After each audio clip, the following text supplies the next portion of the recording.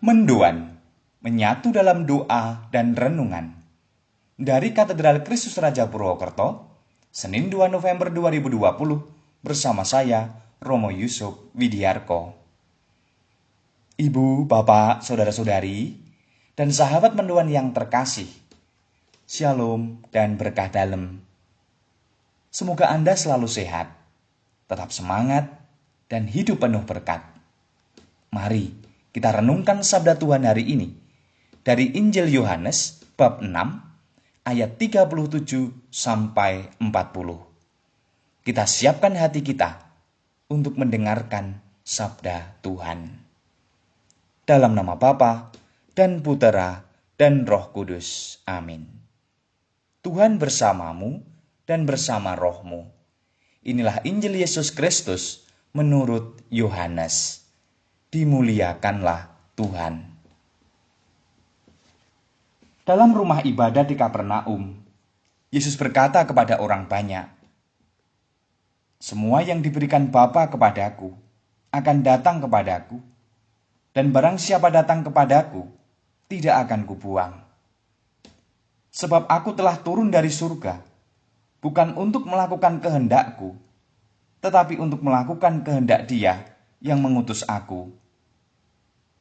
Dan inilah kehendak Dia yang telah mengutus aku, yaitu supaya dari semua yang telah diberikannya kepadaku, jangan ada yang hilang, tetapi supaya kubangkitkan pada akhir zaman. Sebab inilah kehendak Bapa-Ku, yaitu supaya setiap orang yang melihat Anak dan yang percaya kepadanya beroleh hidup yang kekal, dan supaya Aku membangkitkannya pada akhir zaman." Demikianlah Injil Tuhan. Terpujilah Kristus. Ada sebuah pepatah Latin yang berbunyi, Hodie mihi, cras tibi. Hari ini aku, besok kamu. Kata-kata ini sering dipakai dalam peristiwa kematian atau pemakaman. Orang diingatkan bahwa kematian itu adalah sebuah keniscayaan dalam hidup. Kematian adalah sebuah kenyataan hidup yang akan dialami oleh setiap orang. Semua ibarat menunggu giliran. Kemarin sahabat atau saudara kita, besok-besok mungkin kita. Saudara-saudari yang terkasih, kematian membuat hidup kita terbatas. Tetapi batasan itu justru membuat waktu hidup kita menjadi berharga. Dalam waktu yang terbatas itu, kita selalu punya pilihan untuk mengisinya dengan kasih dan kebaikan atau kebencian dan kejahatan. Kualitas hidup kita lalu tidak ditentukan oleh panjang pendeknya hidup, melainkan bagaimana kita mengisinya.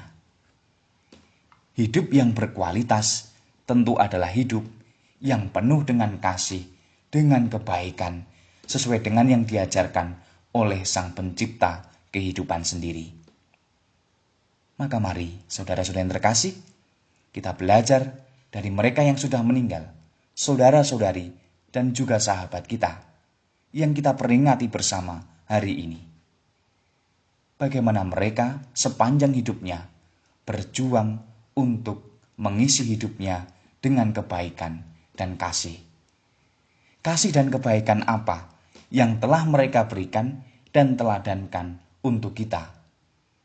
Kita berdoa pula, semoga berkat kerahiman Allah, saudara-saudari kita itu beroleh karunia pengampunan dosa dan hidup kekal abadi di surga. Marilah berdoa.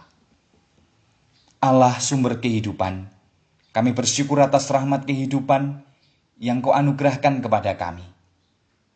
Ajarilah kami untuk dapat mengisi hidup kami dengan kasih dan kebaikan, sebagaimana yang telah Engkau teladankan kepada kami melalui Yesus Kristus Putra-Mu. Terimalah juga saudara-saudari kami yang sudah meninggal ke dalam tangan kasih-Mu. Ampunilah dosa mereka dan bawalah mereka dalam surgamu yang abadi. Demi Kristus Tuhan dan pengantara kami. Amin. Kita mohon berkat Tuhan. Tuhan bersamamu dan bersama rohmu.